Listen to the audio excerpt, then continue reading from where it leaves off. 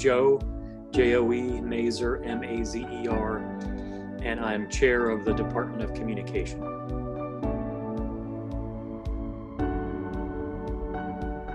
So I love to engage students through discussion in the classroom, and I think when you think about the communication discipline, we naturally are able to tackle issues that are very, very prone to good discussion.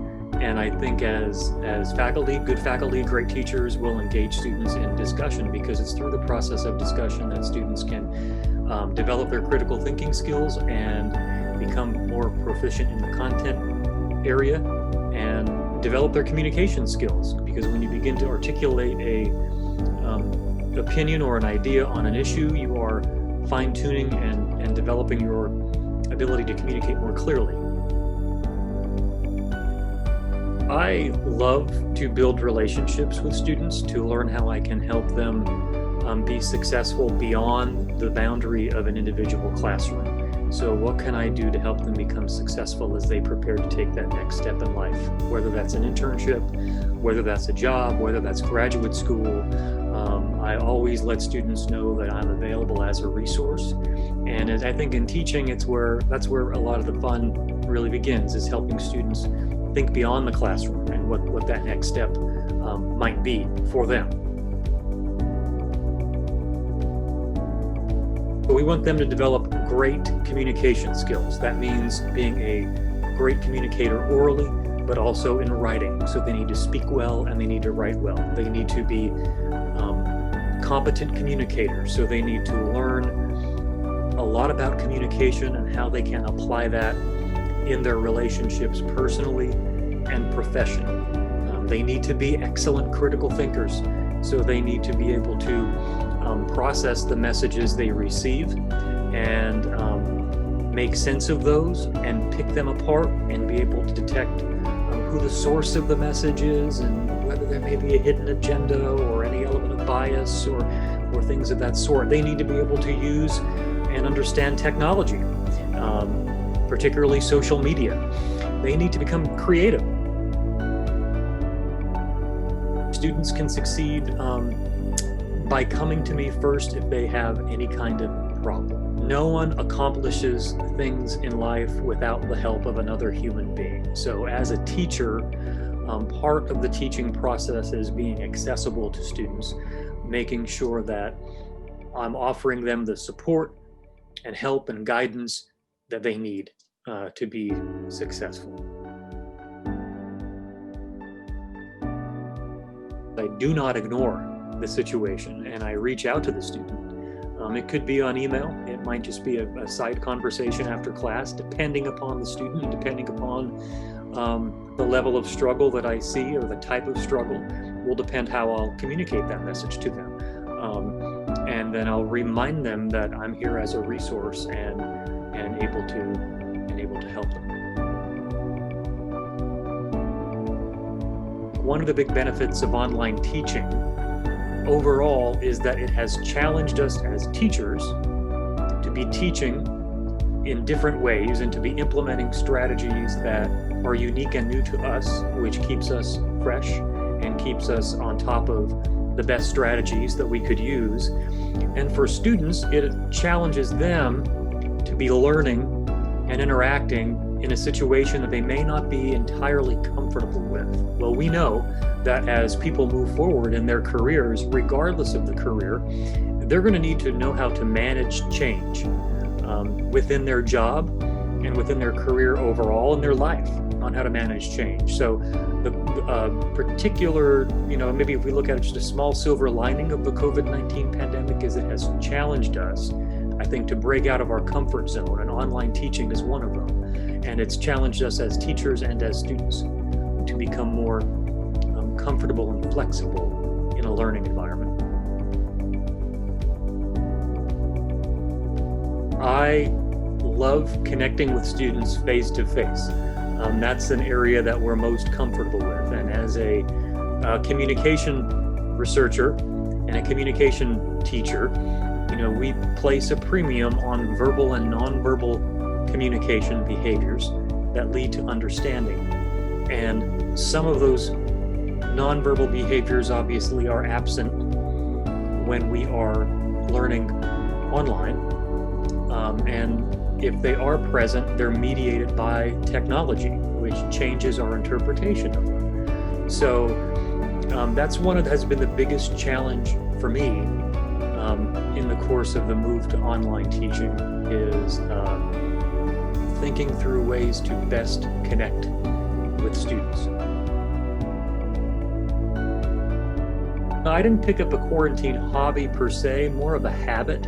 My wife, who also teaches here at Clemson, and we have 2 young children, a 7-year-old and a 5-year-old. We've been making regular trips to Sonic Drive-In, the restaurant, just to get out of the house, because we love their fountain drinks. They have the best ice, I think, of all of the fast food chains, and the kids love their ice cream and Sonic Blasts and things they have.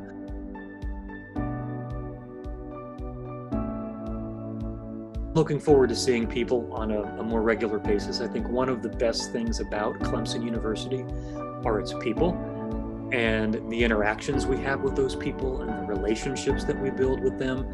And I look forward to the time when we're able to see more people on campus and have the campus emerge as more of the dynamic living and learning environment that it actually is.